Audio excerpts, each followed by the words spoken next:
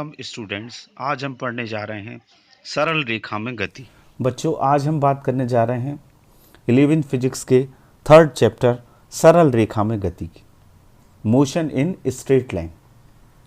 तो आप देख रहे हैं कि ये गाड़ियाँ सीधी सड़क पर चल रही। तो जब कोई वस्तु एक सीधी रेखा में गति करती है, सरल रेखा में गति करती है, तो उसकी इस गति को सरल रेखीय गति या एक विमीय गति कहते हैं। इसको ऋजु रेखीय गति भी कहा जाता है।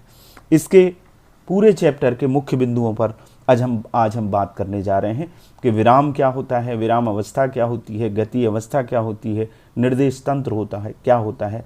तो हम इन बिंदुओं पर आज बात करेंगे। पहला हमारा टॉपिक रहेगा निर्देश तंत्र, फ्रेम ऑफ रेफरेंस। दूसरा पॉइंट ऑब्जेक्ट। तीसरा स्थिति पथ लंबाई जिसको दूरी कहते हैं एवं विस्थापन, पोजीशन, डिस्टेंस एंड डिस्प्लेसमेंट। चौथा स्थिति समय ग्राफ। ये बड़ा इंपॉर्टेंट है, पोजीशन टाइम ग्राफ, क्योंकि 11th में आपको ग्राफ को समझना है। 9th तक आप गति को पढ़ चुके हैं, जिसमें कुछ टर्म्स आपने एलिमेंट्री आइडिया आपको 9th में दिया गया था, वो आपने पढ़ लिए हैं। अब आपको 11th में इसको डिटेल में पढ़ना है। काइनेमेटिक्स का मतलब होता है मैथमेटिक्स जिसमें यूज़ हो, गति में मैथमेटिक्स का यूज़, तो ये काइनेमेटिक्स है। तो औसत और औसत चाल और औसत वेग पर हम लास्ट में चर्चा करेंगे। तो देखिए, मोशन स्ट्रेट लाइन का मतलब जैसा कि आपको समझ में आया कि बहुत सारी चीज़ों की गति आप देखते हैं, रेलगाड़ी गति कर रही है, और बहुत सारी गतियां जो दृश्य होती हैं, कुछ अदृश्य भी होती हैं। तो हम सबसे पहले बात करें विराम अवस्था होती क्या है और गति अवस्था होती क्या है। जब कोई वस्तु एक नियत बिंदु वस्तु या फ्रेम के सापेक्ष समय के साथ अपनी स्थिति में परिवर्तन नहीं करती, तो उसे कहते हैं विराम अवस्था में। यदि उसकी स्थिति में कोई परिवर्तन नहीं हो रहा है तो वो क्या कहलाती है, विराम अवस्था। और जब कोई वस्तु किसी नियत बिंदु वस्तु या फ्रेम के सापेक्ष समय के साथ अपनी स्थिति को परिवर्तित करती है, अपनी स्थिति को बदल लेती है, पहले उसकी स्थिति कुछ और थी, बाद में वो कुछ और हो गई, तो उसको कहते हैं हम गति अवस्था में। लेकिन इसमें एक रेफरेंस पॉइंट का बनाना आवश्यक होता है। जैसे गतिमान रेलगाड़ी में बैठा एक व्यक्ति अपने साथ बैठे यात्रियों के सापेक्ष विराम अवस्था में होता है।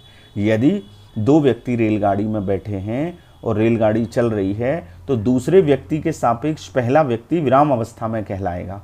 लेकिन रेलगाड़ी के बाहर प्लेटफॉर्म पे जो व्यक्ति खड़ा हुआ है, उसके सापेक्ष जो अंदर बैठा व्यक्ति है वो किस अवस्था में होता है, वो गति की अवस्था में होता है। तो हम ये कह सकते हैं विराम और गति सापेक्ष शब्द हैं। किसी चीज़ को हमें रेफरेंस लेना पड़ेगा, उसके सापेक्ष हम गति को बता सकते हैं। वो कहलाता है निर्देश तंत्र, पूरा फ्रेम ऑफ सिस्टम है। ये क्या होता है, किसी वस्तु की स्थिति बताने के लिए हमें यह पता होना चाहिए कि यह स्थिति या गति किसके सापेक्ष नापी गई है। जैसे कि आपने अभी देखा, रेलगाड़ी के अंदर दो व्यक्ति बैठे हुए हैं, तो एक व्यक्ति के सापेक्ष दूसरा व्यक्ति विराम अवस्था में है, लेकिन प्लेटफॉर्म पर खड़े व्यक्ति के सापेक्ष यदि हम कंसीडर करें तो वो गति की अवस्था में है। तो हमें ये पता होना चाहिए कि ये स्थिति या गति किसके सापेक्ष नापी गई है। तो वो तंत्र जिसके सापेक्ष किसी वस्तु की स्थिति या गति को हम बताते हैं, उसको कहते हैं हम निर्देश तंत्र या फ्रेम ऑफ रेफरेंस। इसके लिए क्या करते हैं, सबसे पहले एक ओरिजिन लेते हैं, मूल बिंदु O लेते हैं। मूल बिंदु से होकर जाने वाली तीन एक दूसरे के लंबवत रेखाएं होती हैं, OX, OY और OZ। ये तीन अक्ष होते हैं। अब तक आपने OX और OY अक्ष पढ़े हैं, X अक्ष और Y अक्ष, लेकिन तीन अक्ष होते हैं। तीन निर्देश अक्षों को तीन लंबवत रेखाएं व्यक्त करती हैं, OX, OY और OZ। और इसके सापेक्ष किसी बिंदु के जो कोऑर्डिनेट होते हैं, पोजीशन कोऑर्डिनेट, स्थिति निर्देशांक, वो X, Y और Z होते हैं। तो इस तरह से मूल बिंदु और निर्देश अक्षों से मिलाकर जो पूरा सिस्टम बनता है, उसको कहते हैं हम निर्देशांक तंत्र, कोऑर्डिनेट सिस्टम। अब इसको हम समझते हैं आगे। सबसे पहले मूल बिंदु O हमने लिया, ये मूल बिंदु O है, और इसके सापेक्ष तीन अक्ष, ये OX, ये OY और ये OZ। ये तीन लंबवत अक्ष होते हैं। ये X अक्ष कहलाता है, ये y अक्ष कहलाता है, इन दोनों से आप परिचित हो, और ये एक z अक्ष होता है। तो ये तीनों एक दूसरे के लंबवत होंगे, यानी OZ अक्ष ये मेरी तरफ है, लेकिन आप डायग्राम 2D बनाएंगे तो आपको इस तरह से दिखाना पड़ेगा, लेकिन एक्चुअली में OZ अक्ष मेरी तरफ हो सकता है या स्क्रीन के अंदर की तरफ हो सकता है। तो ये तीनों लंबवत होते हैं, x अक्ष, y अक्ष और z अक्ष। किसी बिंदु पर, किसी बिंदु की यदि हमें स्थिति बताना है तो इसके स्थिति निर्देशांक x, y और z होते हैं। ये लेंथ स्मॉल x, ये लेंथ स्मॉल y, ये लेंथ स्मॉल z। तो इसकी स्थिति, तो ये कहलाते हैं इसके स्थिति निर्देशांक। ये पूरा जो सिस्टम है जिसमें तीनों अक्ष हैं और स्थिति निर्देशांक हैं, इसको कहते हैं निर्देशांक तंत्र। अब हम ऋजु रेखीय गति या सरल रेखीय गति की बात करते हैं, जिसको मैंने चैप्टर के शुरू में भी आपको बताया कि जब कोई वस्तु एक सरल रेखा में गति करती है तो इसकी गति को हम क्या कहते हैं, सरल रेखीय गति, मोशन इन स्ट्रेट लाइन। ऋजु रेखी भी कहते हैं इसको, और इसको एक विमीय, एक विमा के सापेक्ष, एक्स अक्ष के सापेक्ष गति कर रही है या वाई अक्ष के सापेक्ष गति कर रही है, अनुदिश गति कर रही है, तो इसका मतलब वो एक विमीय है। ठीक है, आगे आप पढ़ेंगे द्विविमीय गति। जब कोई वस्तु समतल में गति करती है या वृत्तीय गति करती है तो उसके दो कोऑर्डिनेट बदलते हैं, एक्स भी बदलता है और वाई भी बदलता है, तो वो द्विविमीय गति कहलाती है। इसी तरह से 3 डायमेंशन मोशन होता है, उस पर भी हम आगे के चैप्टर्स में बात करेंगे। जब कोई वस्तु आकाश में गति करती है तो वो तीनों दिशाओं में गति कर सकती है, ओ एक्स के सापेक्ष भी कर सकती है, ओ वाई के सापेक्ष भी कर सकती है और ओ जेड के सापेक्ष भी गति कर सकती है। पतंग की गति 3 डायमेंशन मोशन है, त्रिविमीय गति है, इन पर हम बाद में बात करते हैं। लेकिन एक विमीय गति का मतलब होता है एक ही विमा, एक ही कोऑर्डिनेट चेंज होता है। सीधी सड़क पर कार की गति या किसी भवन से ऊर्ध्वाधर नीचे गिराए गए पत्थर की गति, किसी बिल्डिंग से हम पत्थर को बिल्कुल सीधा नीचे गिराते हैं तो वाई कोऑर्डिनेट चेंज हो रहा है, इसका मतलब है ये सरल रेखीय गति का उदाहरण है। अब हम इसको कैसे व्यक्त करते हैं, सरल रेखीय विमीय गति में स्थिति और समय को ग्राफ खींचकर प्रदर्शित किया जाता है। इसके लिए विभिन्न क्षण पर वस्तु की स्थिति का ज्ञान होना आवश्यक है, आगे हम उसको समझेंगे। एक और कॉन्सेप्ट है बिंदु वस्तु की, वो समझ लीजिएगा। जब किसी वस्तु का आकार या विमा उसके द्वारा तय की गई दूरी की तुलना में बहुत कम होता है, वस्तु का आकार हो या उसकी विमा हो, साइज हो, उसके द्वारा तय की गई दूरी की तुलना में क्या है, बहुत कम है, तो उस वस्तु को हम क्या मानते हैं, बिंदु वस्तु। इस चैप्टर में हम बिंदु वस्तु ही मान के चलेंगे वस्तुओं को। जैसे क्रिकेट का खेल हो रहा है, खेल में गेंद का आकार उसके द्वारा तय की गई दूरी की तुलना में बहुत क्या होगा, कम होगा, तो अब गेंद को हम क्या मान सकते हैं, बिंदु वस्तु मान सकते हैं।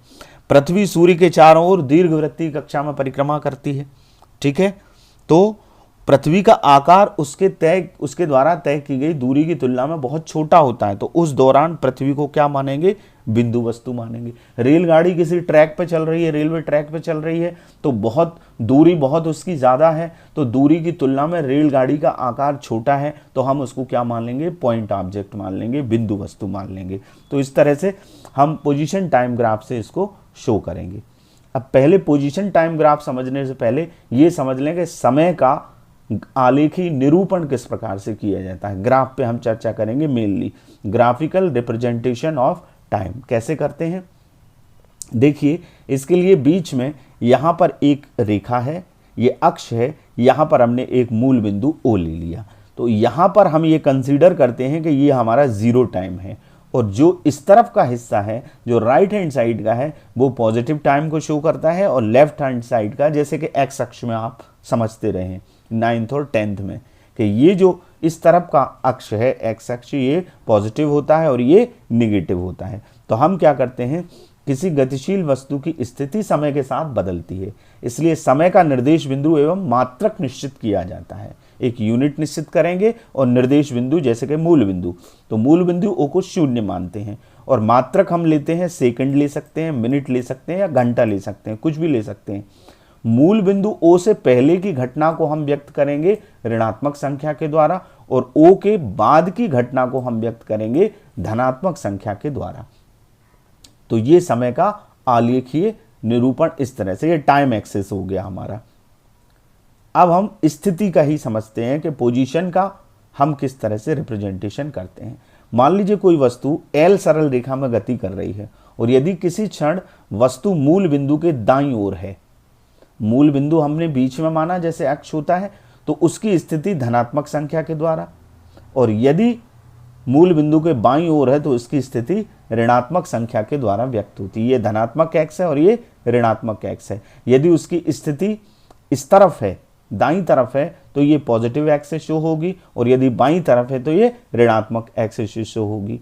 इस तरह का एक्सिस होता है। आप एक्सिस को जानते हैं, ये x अक्ष और ये y अक्ष, ऊपर पॉजिटिव होता है और नीचे निगेटिव होता है। यहाँ दाईं तरफ पॉजिटिव होता है और यहाँ निगेटिव होता है। ठीक उसी तरह से हम इसको व्यक्त करेंगे, ये पॉजिटिव और ये निगेटिव, और y अक्ष में ऊपर पॉजिटिव और नीचे निगेटिव। यदि पोजीशन उसकी दाईं तरफ है तो ये प्लस में आएगी और बाईं तरफ है तो ये माइनस में आएगी। अब हम बात करते हैं पोजीशन टाइम ग्राफ की, स्थिति समय ग्राफ। यदि समय को हम x अक्ष पर लें और स्थिति को y अक्ष पर लें तो इन दोनों के बीच में जो ग्राफ खींचा जाता है उसको कहते हैं स्थिति समय ग्राफ। ध्यान रखिए, टाइम एक्सिस क्या होता है, x अक्ष, और पोजीशन एक्सिस क्या होता है, y अक्ष। स्थिति को हमें किस में लेना है, y अक्ष में लेना है। समय को किस में लेना है, x अक्ष में लेना है। और यदि हम समय और स्थिति के बीच में ग्राफ प्लॉट करते हैं, एक आलेख बनाते हैं, तो उसको कहते हैं हम एक्स-टी ग्राफ या स्थिति समय ग्राफ। चलिए एक उदाहरण से इसको समझते हैं। मान लीजिए कि टाइम 0 पर, घड़ी में जब टाइम 0 हो रहा है, शुरुआत की हमने टाइमर की, तो वस्तु की पोजीशन -4 है, और जब 1 सेकंड पर आया कांटा तो उसकी स्थिति 2 हो गई मीटर में, और 2 सेकंड पर वो 10 मीटर हो गई। तब हम इसका ग्राफ कैसे प्लॉट करेंगे, देखिए हमने पहले x अक्ष पर क्या ले लिया, टाइम ले लिया। हमने 3 पॉइंट ले लिए 1-1 सेंटीमीटर पर, 1, 2 और 3, ये सेकंड में ले लिए, और यहाँ पर मूल बिंदु के यहाँ क्या होगा, 0 होगा। और ये हमने ले लिया y एक्सिस, y एक्सिस पे हमको क्या लेना है, स्थिति लेना है। अब देखिए 0 टाइम पर इसकी पोजीशन क्या है, -4 है, -4 है, तो ये नीचे जाएगा। स्थिति किस में शो कर रहे हैं हम, y अक्ष पे शो कर रहे हैं, तो माइनस कहाँ आएगा, नीचे। ये देखिए हमने 2-2 के अंतर से यहाँ ले लिया है, 2, 4, 6, 8, 10, और यहाँ आ जाएगा -2, -4, -6, -8 और -10। तो इस उदाहरण में 0 टाइम पर इसकी पोजीशन क्या थी, -4, तो ये y एक्सिस पे हमारा पॉइंट बनेगा -4। अब देखिए फर्स्ट सेकंड में क्या है, 2 है, तो ये हमारा फर्स्ट सेकंड है और इसके सामने ये 2 है, तो हमारा पॉइंट क्या आएगा ग्राफ में, ये आएगा। और दूसरे सेकंड में इसकी दूरी कितनी है, 10 है, तो दूसरे सेकंड में ये 10 के सामने आएगा। तो ये एक स्ट्रेट लाइन आई, यानी कि स्थिति समय ग्राफ एक सरल रेखा जब होता है तो वो सरल रेखीय गति होती है। इसमें एक सरल रेखा आ रही, तो इस तरह से हम स्थिति समय ग्राफ को प्लॉट करते हैं। हमको कुछ आंकड़े दिए हैं, उन आंकड़ों में समय को हमने x अक्ष पे लेना है और स्थिति को हमें y अक्ष पे लेना है। इससे जो ग्राफ निकल के आता है उसको कहते हैं स्थिति समय ग्राफ। अब हम बात करते हैं बहुत ही इंपॉर्टेंट कॉन्सेप्ट, पथ लंबाई या दूरी और विस्थापन, और दोनों को डिटेल में एक ग्राफ के माध्यम से, एक उदाहरण के माध्यम से भी समझेंगे। देखिए मान लीजिए कि कोई कार है, वो मूल बिंदु O से चलना शुरू करती है और भिन्न भिन्न क्षणों पर उस कार की स्थिति P, Q और R है। यदि ये कार O से P तक जाती है, ये देखिए आप, ये कार इस पॉइंट O से P तक जाती है। हमने यहाँ पर ये पॉइंट्स ले लिए और डिस्टेंस ले ली। ये हमारा मूल बिंदु है 0, यहाँ निगेटिव और यहाँ पॉजिटिव। मूल बिंदु O से उसने चलना शुरू किया और P तक गई, तो O से P तक इस कार द्वारा तय की गई दूरी OP होगी, ये पथ लंबाई होगी। ये कितनी है, 360 मीटर, यहां तक 360 तक आ रही है। अब हम आगे चलते हैं। मान लीजिए अब ये कार O से P तक जाती है और फिर P से Q तक वापस आ जाती है। इस P से ये Q तक वापस आ गई, तो इस अवधि में कार द्वारा चली गई दूरी क्या होगी, O से लेके P तक ये 360 हो गई OP, और उसके बाद ये P से Q तक गई, तो ये 360 में से 240 को आपको मूल बिंदु से इसकी दूरी 240 है, इसको क्या करना पड़ेगा, घटाना पड़ेगा। यानी आपकी जो पथ लंबाई आएगी वो आएगी OP प्लस PQ, इतना हिस्सा उसमें जोड़ना पड़ेगा। पहले ओ से पी तक गई और फिर उसके बाद पी से क्यू तक ये कार आई, यानी हमारे पास अब तय की गई दूरी होगी OP प्लस PQ, यानी 360 प्लस 360 में से आप ये 240 यहां तक का माइनस कर देंगे, ये आएगा 120 120। तो OP प्लस PQ की वैल्यू होगी 360 प्लस 120 यानी 480 मीटर। तो एक निश्चित समय अंतराल में जितनी पथ लंबाई होती है उसको हम क्या कहते हैं, दूरी कहते हैं। यही दूरी क्या कहलाती है, पथ लंबाई। दिए गए समय अंतराल में वस्तु द्वारा तय किए गए रास्ते की लंबाई को क्या कहते हैं, दूरी कहते हैं। अब हम विस्थापन पर बात करते हैं, उससे पहले इसका यूनिट, क्योंकि ये पाथ लेंथ है, पथ लंबाई है, तो इसकी लंबाई का CGS यूनिट क्या होता है, सेंटीमीटर, और SI यूनिट क्या होता है, मीटर। और विमी सूत्र जो आप पहले समझ चुके हैं, इसमें केवल लेंथ आ रही है। 3 चीजें मैकेनिक्स में, यांत्रिकी में लिखना आपको जरूरी होती है, मास, लेंथ और टाइम। चूंकि इसमें द्रव्यमान नहीं है तो m के ऊपर 0 आएगा, इसमें टाइम नहीं है तो टाइम के ऊपर 0 आएगा, लेकिन लेंथ है तो यहाँ कैपिटल L आएगी। और ये अदिश राशि है, इसमें दिशा बताने की आवश्यकता नहीं होती, तो ये स्केलर क्वांटिटी है।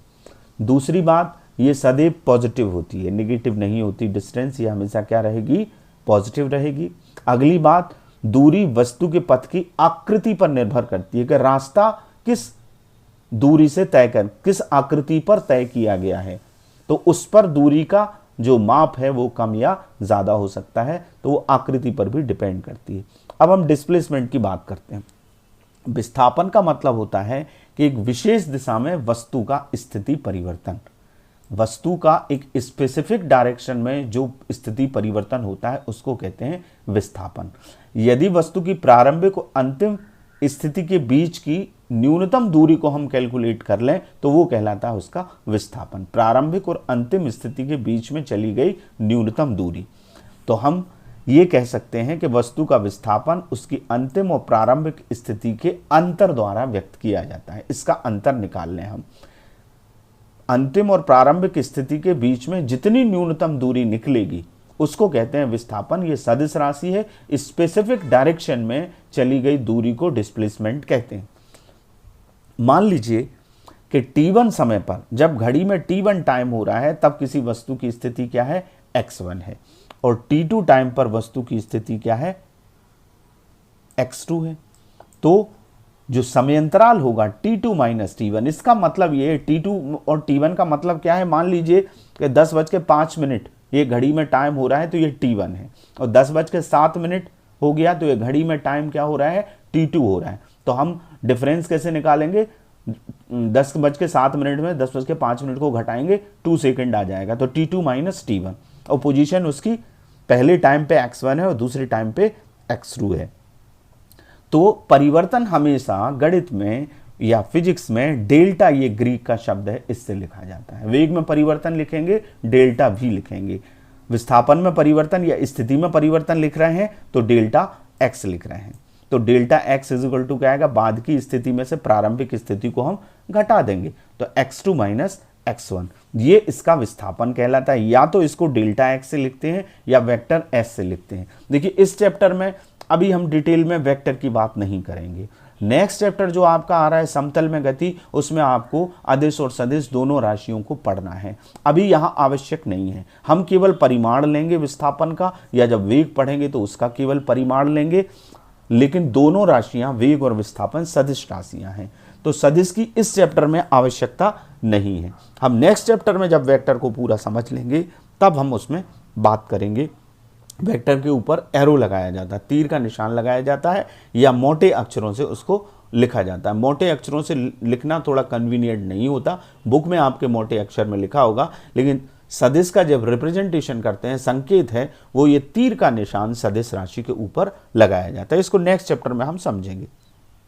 देखिए 3 स्थितियां हो सकती हैं विस्थापन में। पहली, इस डेरिवेशन को, इस सूत्र को आप देख के ये कह सकते हैं, if x2 is greater than x1, यदि x2 का मान x1 से बड़ा है तो विस्थापन क्या होगा, पॉजिटिव होगा, धनात्मक होगा। यदि बाद की स्थिति वस्तु की ज्यादा है और पहले की स्थिति कम है तो विस्थापन क्या आएगा, पॉजिटिव आएगा। जब आप घटाएंगे 10 में से आप 5 को घटाएंगे तो 5 का आएगा, धन का आएगा।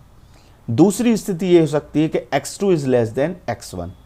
यदि x2 का मान x1 से कम है तो विस्थापन क्या आएगा, निगेटिव आएगा, ऋणात्मक आएगा। यदि xt की वैल्यू 5 है और x1 की 10 है तो 5 माइनस 10 यानी -5 आएगा, तो विस्थापन क्या होगा, ऋणात्मक होगा। और यदि x2 और x1 बराबर हैं, जो बाद की पोजीशन है वही उसकी इनिशियल पोजीशन थी, फाइनल पोजीशन भी वही है और इनिशियल पोजीशन भी वही है, तो विस्थापन क्या आएगा, 0 आएगा। तो ये डिफरेंस है डिस्टेंस और डिस्प्लेसमेंट में। डिस्प्लेसमेंट पॉजिटिव भी हो सकता है, नेगेटिव भी हो सकता है और 0 भी हो सकता है, बट दूरी हमेशा क्या होती है, पॉजिटिव होती है। हम अभी एग्जाम्पल से डिस्टेंस को समझे। डिस्टेंस पॉजिटिव थी, 360 आई, 480 आई, ओ से पी तक गई कार और पी से फिर क्यू तक गई, तो हमने दोनों को जोड़ के लास्ट में 480 आया, तो वो पॉजिटिव था। अब हम विस्थापन को देखेंगे, यूनिट इसका वही होगा, क्योंकि इसका जो परिमाण है, मैग्नीट्यूड है, वो तो दूरी ही है। विस्थापन का मैग्नीट्यूड जो होता है वो डिस्टेंस ही होता है। यूनिट क्या है, सेंटीमीटर CGS में, और SI में क्या है, मीटर है, और विमी सूत्र भी वही का वही होगा जो दूरी का है। अब हम डिस्प्लेसमेंट को समझ लेते हैं उसी उदाहरण से। मान लीजिए कोई कार बिंदु O से चलना शुरू करती है और भिन्न भिन्न क्षणों पर कार की स्थिति P, Q और R है। ये O से P तक जाती है। अब यदि ये कार O से P तक जा रही है तो इसका विस्थापन हमको कैलकुलेट करना है। तो देखिए, इसका जो प्रारंभिक बिंदु था, हमें इन स्थिति निर्देशांकों का अंतर निकालना है। तो इसका प्रारंभिक बिंदु क्या था, O था, और इसका अंतिम बिंदु क्या है, P है। तो विस्थापन कैसे निकलेगा, x2 माइनस x1। अभी हमने इसका सूत्र पढ़ा, तो x2 की पोजीशन क्या है, 360, x1 पोजीशन क्या है, 0, तो 360 में से 0 माइनस हो जाएगा तो 360। इस कंडीशन में दूरी और विस्थापन दोनों बराबर आ गए। O से P तक कार गई, इसमें हमने दूरी कैलकुलेट की, वो 360 आई। O से P तक कार गई, हमने इसमें डिस्प्लेसमेंट कैलकुलेट किया। डिस्प्लेसमेंट में अंतिम स्थिति में से प्रारंभिक स्थिति को हमें घटाना है, तो अंतिम स्थिति 360 थी, प्रारंभिक स्थिति 0 थी, तो हमने 360 में से 0 को घटा दिया, 360 आ गया। अब हम ये बात करते हैं कि यदि कार P से Q तक वापस आती है, यहां ये P है और P से ये Q तक वापस आई, तो इस अवधि में उसका विस्थापन। अब मैं केवल पर्टिकुलर PQ की बात कर रहा हूं। पहले ये कार यहां पॉइंट P पर थी, कहां थी, यहां थी, और यहां से यहां आ गई, तो इसकी इनिशियल पोजीशन यहां पर क्या है, P है। प्रारंभिक जो स्थिति है वो P है और अंतिम स्थिति Q है। तो अंतिम स्थिति क्या है, 240। तो हमें क्या करना पड़ेगा, और ये जो प्रारंभिक स्थिति थी वो 360 थी। जब ये यहां पर थी तो यहां पर प्रारंभिक स्थिति में वो 360, उसकी पोजीशन क्या थी, वो 360 थी। x1 का मान क्या था, 360 था, और x2 यानी बाद की स्थिति उसकी क्या हो गई, 240 हो गई। तो हम बाद की स्थिति में से प्रारंभिक स्थिति को घटाएंगे, x2 में से x1 से, तो बाद की क्या है, 240, पहले की क्या है, 360, तो हमारा आंसर आएगा -120। तो देखिए विस्थापन ऋणात्मक हो गया, क्योंकि बाद की स्थिति कम है और पहले की स्थिति ज्यादा है। तो 240 में से 360 घटे तो माइनस का 120 आ गया। इसका मतलब है इस स्थिति में विस्थापन क्या हो गया, डिस्प्लेसमेंट क्या हो गया, निगेटिव हो गया। अब हम बात करते हैं तीसरी पोजीशन की। ये पहली पोजीशन थी, O से लेके P तक कार गई और P से Q तक वापस आ गई। अब मान लीजिए कार O से P तक जाए और P से Q तक वापस आए, तो ये तो पथ लंबाई के बारे में हमने बात किया था। अब हम दूरी और विस्थापन में अंतर समझ लेते हैं, जो हमने बातें अभी पढ़ी हैं। पहली बात, दिए गए समय अंतराल में वस्तु द्वारा तय किए गए पथ की लंबाई को हम क्या कहते हैं, दूरी कहते हैं। दूसरा, दिए गए समय अंतराल में वस्तु द्वारा उसकी प्रारंभिक स्थिति और अंतिम स्थिति के बीच में चली गई न्यूनतम दूरी, minimum distance covered between final and initial position is called the displacement. ये डिस्प्लेसमेंट है। ये दोनों चीजों को हमने समझ लिया। दूसरी बात हमने समझी कि दूरी सदैव धनात्मक होती है, पॉजिटिव आती है, और ये भी समझ लिया कि विस्थापन धनात्मक भी हो सकता है, ऋणात्मक भी हो सकता है और 0 भी हो सकता है। ये स्केलर क्वांटिटी है, अदिश राशि है, और ये सदिश राशि है। ये दूरी जो है वो वस्तु के पथ की आकृति पर डिपेंड करती है। आकृति के कारण उसका मान कम या ज्यादा हो सकता है। इसमें आकृति से मतलब नहीं है, ये केवल रास्ते की प्रारंभिक और अंतिम स्थिति, पोजीशन क्या है उसकी, फाइनल पोजीशन क्या है और इनिशियल पोजीशन क्या है, इन दोनों पे ही डिपेंड करती है।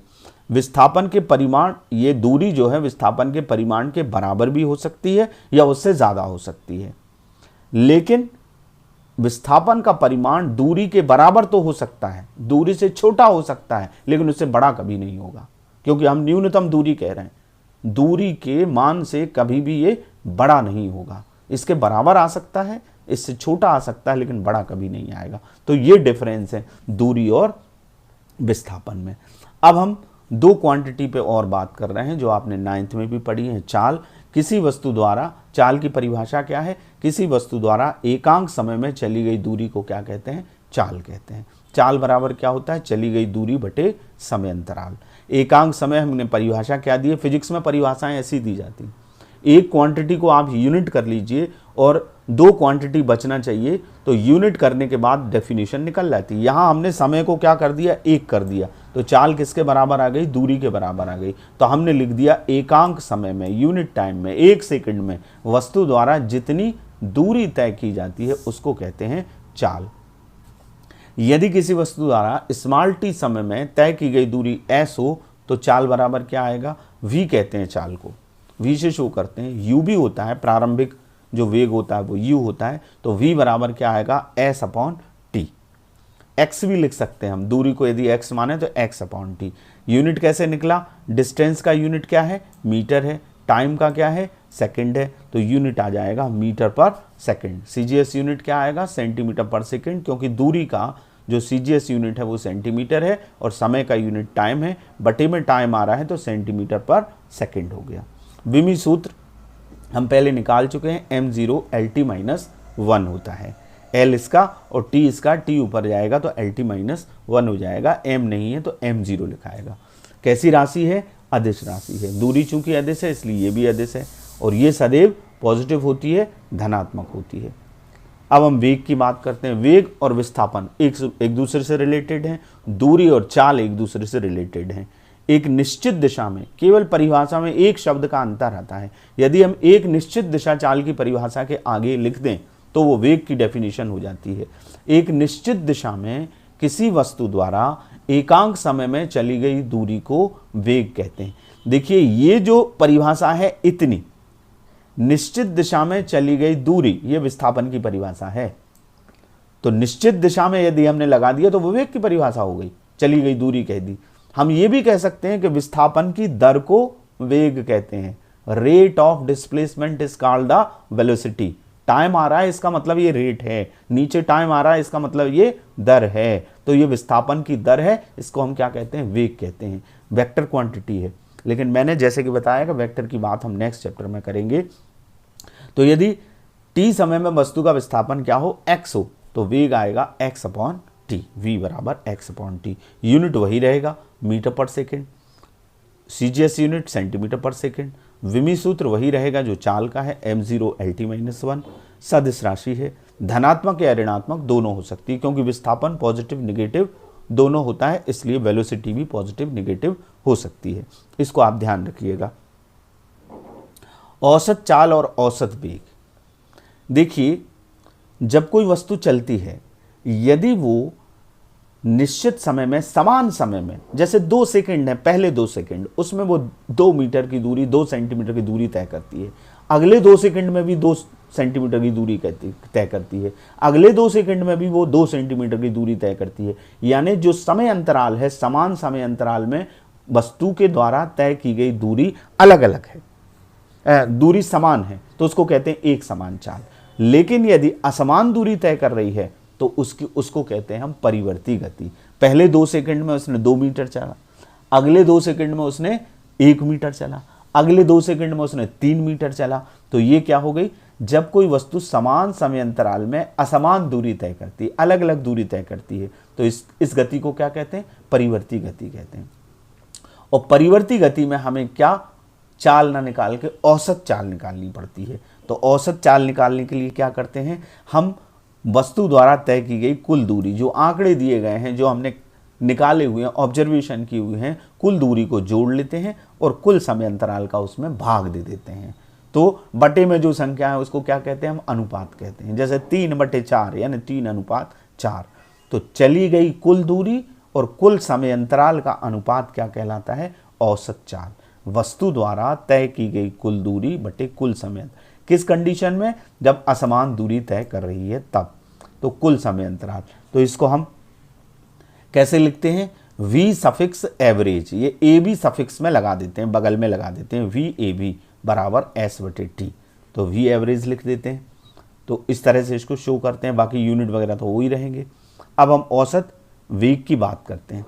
औसत वेग की गणना कैसे की जाती है, वहां आया था चली गई कुल दूरी, अब असमान दूरी तय कर रही है, यानी वस्तु का विस्थापन भी असमान है, अलग अलग विस्थापन है उसका अलग अलग टाइम पर। तो फिर कुल विस्थापन बटे कुल समय अंतराल, दिए गए समय अंतराल में वस्तु के कुल विस्थापन और कुल समय अंतराल के अनुपात को क्या कहते हैं, औसत वेग। तो औसत वेग का सूत्र हो जाएगा कुल विस्थापन बटे कुल समय। यदि t1 समय पर वस्तु की स्थिति क्या है, मान लीजिए x1 है और t2 समय पर x2 है, तो विस्थापन क्या आएगा, x2 माइनस x1। और कुल समय अंतराल कैसे निकलेगा, t2 माइनस t1। औसत वेग को v के ऊपर ऐसी लाइन लगा के इसको v बार या बार भी पढ़ते हैं, v बार या v एवरेज भी लिख देते हैं। बार ऊपर लगेगा और ये v एवरेज लिखा जाएगा। ये जो परिवर्तन है आपने अभी देखा विस्थापन का, वो डेल्टा होता है, परिवर्तन को डेल्टा से शो करते हैं। तो ये डेल्टा x है और ये टाइम का परिवर्तन है, समय का, तो ये क्या हो जाएगा, डेल्टा t हो जाएगा। तो v एवरेज का बार बराबर delta x upon delta t, ये औसत वेग का सूत्र है। तो आज के चैप्टर में हमने एक सरल रेखा में गति के कुछ एलिमेंट्री पॉइंट्स को पढ़ा, जिसमें निर्देश बिंदु, बिंदु वस्तु इत्यादि था, और साथ ही आपने स्थिति समय ग्राफ को समझा। नेक्स्ट जब आएगा तो वेलोसिटी टाइम ग्राफ आएगा और उसमें 3 गति के समीकरण आएंगे, वो नेक्स्ट हम समझेंगे।